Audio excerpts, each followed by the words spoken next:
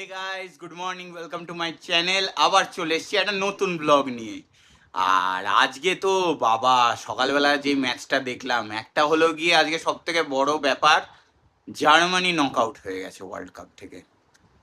আর আমার মা হলো জার্মানির একদম সাপোর্টার বিশাল, আগে জার্মানি, তারপর ব্রাজিল, তারপরে আর্জেন্টিনা। মা একদম ছোটবেলা থেকে খেলার একদম মানে কি বলবো পোকা ছিল। স্টেডিয়ামে গিয়েও খেলা দেখেছে, আমি ইস্ট বেঙ্গল সাপোর্টার আমার মা। আমিও ইস্ট বেঙ্গলই সাপোর্টার। এখন আর খেলা দেখি না, বাট তাও এবার সল্টলেক স্টেডিয়াম ঘুরেছে, তারপর ইডেনেও ঘুরেছে, মানে খেলা পাগল ছিল মা। ইস্ট বেঙ্গল মাঠেও গেছে। হ্যাঁ, হ্যাঁ, সবই করেছে। আর তার মধ্যে আজকে এই সকালবেলার মা, মানে সকালবেলা ঘুম ভেঙেছে মায়ের। আর আমি মাকে জানিয়েছি, মা আমিও ঘুমিয়েই ছিলাম, আমি খেলা দেখিনি, বাট হঠাৎ করে ভোরবেলা ঘুমটা ভেঙেছে, তখন আমি দেখি যে জার্মানি নক আউট। আমি বললাম, বাবা রে! আমি মাকে বললাম, আর মার মনটা খারাপ হয়ে গেল। যতই হোক, জার্মানিকে সাপোর্ট করে। আর তার মধ্যে কালকে রাত্রের খেলাটাও খুব ভালো ছিল, জাপান ভার্সেস ব্রাজিল। খুবই ভালো ছিল খেলাটা। জাপান খুব ফাইট দিয়েছে। ব্রাজিল তো মানে লাস্টে গোলটা তো একদম খুব ইজিলি ভাবে গোলটা করে দিয়েছে। সত্যি মানে ও স্পেসটা পেয়েছিল বলে গোলটা হয়ে গেছে। নাহলে আমিও ভেবেছিলাম মনে হয় এক্সট্রা টাইম যাবে, কারণ জাপান ভালো খেলছিল, এশিয়া টিম হয়ে ভালো খেলছিল, এটাই। আর এদিকে প্যারাগুয়ে তো হ্যাঁ বললামই, জার্মানিকে। আর এখানে নেদারল্যান্ড ভার্সেস মোরক্কো, বাবা পেনাল্টি শুট আউট, কে কত বাইরে মারতে পারে, বারে মারতে পারে।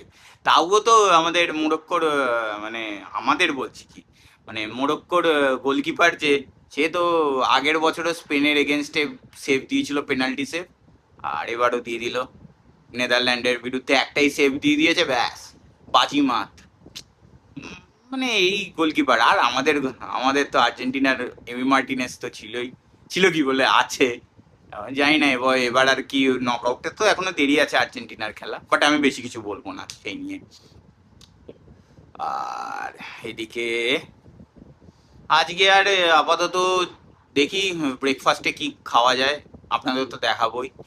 আর ব্যাস, আর আপাতত এখন অব্দিও কোনো প্ল্যান ট্যান কিচ্ছুই নেই। এখন বসে বসে ভাবতে হবে।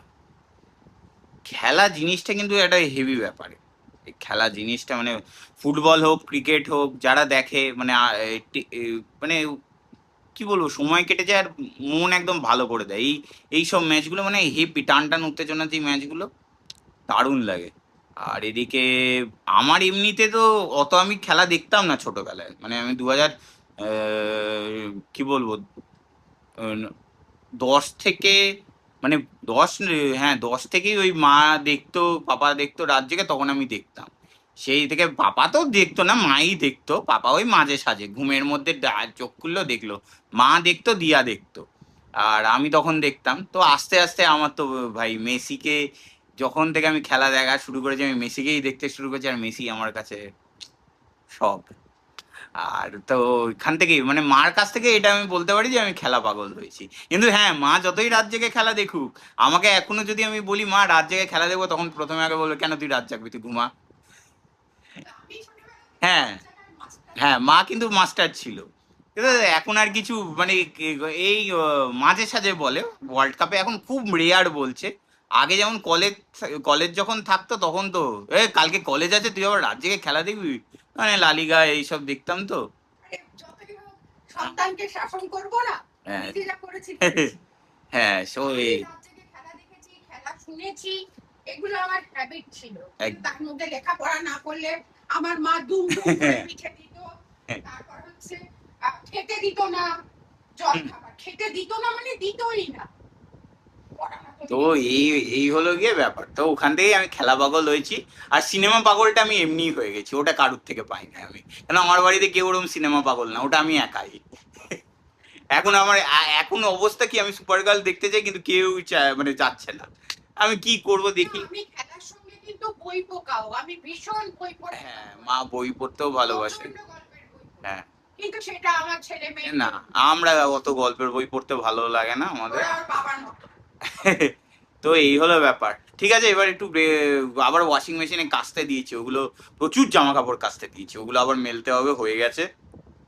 যাই ওগুলো মেলি, তারপরে ব্রেকফাস্টের কিছু একটা করি। আজ একটু একটা নতুন জিনিস শুরু করব ভাবছি, দেখা যাক, আপনাদের দেখাবো।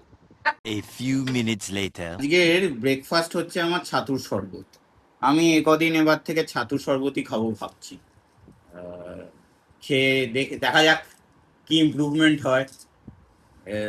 অনেক বাইরের খাবার খাওয়া হয়েছে, কালকে বলেছি হ্যাঁ নানটা আমি এর মধ্যে খেয়ে নেব, হয় রোববার খাবো বা শনিবার খাবো, বাট ঠিক আছে ততদিন চলুক এই ছাতু।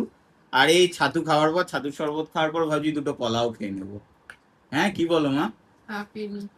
যদি পেটে ঢুকে। হ্যাঁ যদি পেটে ঢোকে, কেন ছাতু তো পেটে ফোলে, তাই তো। হ্যাঁ, এই 1 hour later. কি বৃষ্টি নেমেছে গাইস, আমি তো আর এই বৃষ্টি তো পাইনি। যখন কলকাতা থেকে দিল্লি চলে গেছিলাম তখন এখানে দিল্লিতে তো গরম, আর এখানে তো বৃষ্টির মানে বিশাল বৃষ্টি হয়েছে, তো শেষমেশ আমিও পেলাম বৃষ্টিটা। ওই হলো ব্যাপার। মা তুমি যে বললে আগে কিছু করবে না, এখন কি করবে এটা আবার? পেঁয়াজ, হ্যাঁ ডাল করছি, ওই পেঁয়াজ মুসুর ডাল করছি, পেঁয়াজ সোমবার দিয়ে দিলাম, ব্যাস খাওয়া জমে যাবে। বাহ, এটার সাথে আর কি খাবো? এটার সাথে পাঁপড় ভাজা হয়ে গেছে আর আলু পটলের তরকারি। ওকে, পাঁপড় ভাজা হয়ে গেল? হুম, আমি তো ভাবলাম ঝুরঝুরে আলু ভাজাটা খাবো। তোমার ইচ্ছা হলে খাও, পাঁপড় ভাজা কৌটোয় করে রাখা আছে, কালকে খাবো। হ্যাঁ ঠিক আছে। আমার তো কোনো ভাজাই লাগে না। হ্যাঁ আমারই লাগে, পাপারও প্রায় লাগেই না। আমার পাঁপড় ভাজার থেকে পাঁপড় সেকা খেতে ভালো লাগে। বাইরে বিদ্যুৎ চমকাচ্ছে, ওই যে, আমরা এই বৃষ্টিটা পাইনি বলো। এই তো হচ্ছে তো। আরে ও যখন ইয়েতে দিল্লিতে ছিলাম তখন তো ভাসিয়ে দিচ্ছিল। না এখন না ভাসালেও বৃষ্টি হচ্ছে। বৃষ্টি বৃষ্টি বৃষ্টি, এই কোন অপরূপ সৃষ্টি, এত মিষ্টি মিষ্টি মিষ্টি, আমার হারিয়ে গেছে দৃষ্টি, তাই চশমা আমি পড়িনি। সব বানিয়ে ফেলে লাস্টে, এইসব আমি বানাই, আমার রোগ পেয়ে গেছে। মানে কোনোদিনও নিজে থেকে লিরিক্স বানায় না গানের, এসব আমি বানাই। আরে কারু, আবার তো রান্নার ভিডিও করতে হবে। হ্যাঁ কদিন সময় দে, দেখ মেয়েটাকে ছেড়ে এসছি তো মনটা একটু কষ্ট আছে। হ্যাঁ কিন্তু আবার- আবার তো দিয়ার নতুন কড়াইও ইউজ করতে হবে। হ্যাঁ ওয়ার্নিং দিয়ে দিয়েছে, তাহলে কিছু তো একটা রান্না করতে হবে। বলেছে এই ছাল পোড়া কড়াইয়ে রান্না করতে পারবে না। হ্যাঁ এই কড়াইটা দেখলেই ওর মাথা গরম হয়ে যায়। হ্যাঁ তাহলে একদিন করতে হবে কিছু। হ্যাঁ হ্যাঁ করবো করবো করবো, আজকে দিনটা ছেড়ে দে। এই তো, আজকের দিনটা হ্যাঁ ছেড়েই আজকে দিচ্ছি। দিনটা একটুখানি এটা খেয়ে নে, তারপর দেখছি কি করবি। হ্যাঁ কালকের দিনটাও ছাড়তে পারি, দেখা যাক। দেখা যাক, ওই প্রথমে পনির দিয়ে, তোর ফেভারিট পনির দিয়ে শুরু করব। আচ্ছা ঠিক আছে, তাহলে একটু ইয়ে করো, কি বলে কড়াইশুঁটি দিও, অনেকদিন কড়াইশুঁটি দিয়ে ওই আবার কড়াইশুঁটি? ওই দিয়ে পনির করো না। ওগো আমার কড়াইশুঁটি, কোথায় তোমায় পাবো? আচ্ছা দোকানে পাবে, আর দোকানে না পেলে আমি ফ্লিপকার্টে অর্ডার দিয়ে দেবো। Thank you. 1 eternity later. So guys, সন্ধে তো হয়ে গেছে, আর সন্ধেবেলা চাও করে ফেলেছি। আর এদিকে আজকে মানে সন্ধেবেলা ফোনের পর ফোন, সব প্ল্যান। অঙ্কিত এসছে, অঙ্কিতের সাথে একটা বেরোনোর প্ল্যান করতে হবে, সেটা দেখি কবে করা যায়। তারপর ওইদিকে জ্যোতির সাথেও তো একদিন দেখা করতে হবে। আর এদিকে আবার স্বস্তিকও বলেছে একদিন বেরোবে, স্বস্তিক বললো সিনেমা দেখতে যাবে, বললাম চ আজকেই তাহলে সুপার গার্লটা দেখে আসি। ও না, ও বলছে আজকে তো হবে না, কেন আজকে নাইটে রাত্রের শো, আমারও হবে না অত রাত্রে, আর কে শো দেখতে যাবে, তো অন্য কোনো দিন দেখতে যাবো। তো এই করেই আজকে সন্ধ্যেটা আমার কেটে গেল। মানে সন্ধ্যেটা মানে এখনো সন্ধ্যে আছে, বাট বেশিরভাগ সময় আমি ফোনে ফোনেই সময় কেটে গেছে। কেন অঙ্কিত অনেক দিন বাদে কলকাতায় এসে, লাস্ট ওর সাথে দেখা হয়েছিল দিয়ার বিয়ের সময়, আর এখন আবার এসছে, তো ওর সাথে তো দেখা করতেই হবে। তো দেখি এবার কি করা যায়, কোথায় যাওয়া যায়। তো আপাতত চাটা খাই। আর বৃষ্টি তো হয়েইছে ভালো, ও বৃষ্টির জন্য আজকে আরোই বেরোনো হলো না, নাহলে স্বস্তিকেরও আজকে হয়ে যেত, কোথাও একটা হেঁটে টেটে ঘুরে ফিরে আসতাম। কিন্তু এত বৃষ্টি বৃষ্টি মানে এখনো ঝিরঝির করে হচ্ছে, আর ছাতাটাও একদম অবস্থা খারাপ, পাপা ছাতা নিয়ে বেরিয়ে গেছে। আরেকটা যেই ছাতা আছে সেই ছাতাটা ভাঙা, তো সেটা নিয়েও লাভ নেই। ভাঙা নয়, ডিস্কো ছাতা। হ্যাঁ, ডিস্কো ছাতা, তো ডিস্কো ছাতা তো ওটাও কোনো লাভ নেই। তো আজকে আর এই বেরোনো হলো না, এখন চাটা খাই আর তারপর দেখি কি করা যায় রাত্রে। আজকে একটু কিছু আবার বাড়ি চলে এসেছি, দেখি কি কি বানানো যায় দেখি রাত্রে। আজ আর রুটি রুটি খেতে ইচ্ছা করছে না, এখন আবার রুটি আনোরে। তাই বাড়িতে যখন বেরোচ্ছি না, বাড়িতেই কিছু একটা মানে রান্না করে ফেলি। আর রান্না করব মানেই তো ওটা আর রান্না নয়, সেটা হলো কি ম্যাগি খাবো, ওটা আর রান্না নয়। এবার দেখি মা একরকম ম্যাগি চাইছে, আমি একরকম ম্যাগি চাইছি, এবার দেখা যাক সেম হবে না আলাদা আলাদা হবে, সেটা দেখা যাবে। ডিফিউজারেরই কথা আপনাদের, মানে কথা কি আপনাদের দেখিয়েছিলাম এইটা, তো এইটা তখন ওই কাগজে মোড়া ছিল।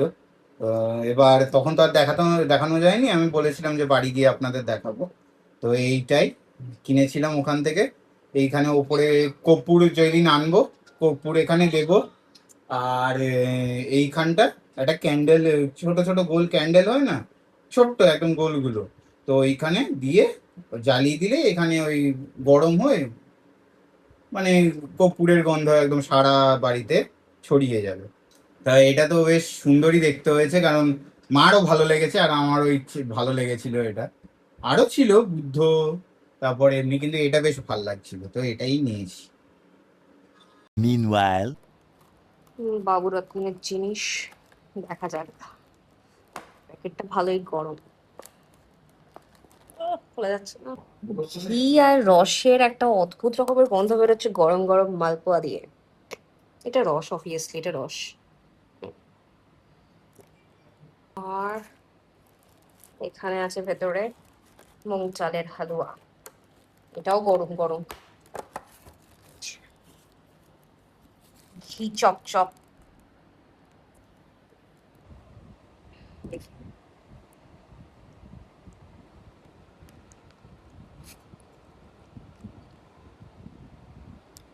সাংঘাতিক খেতে।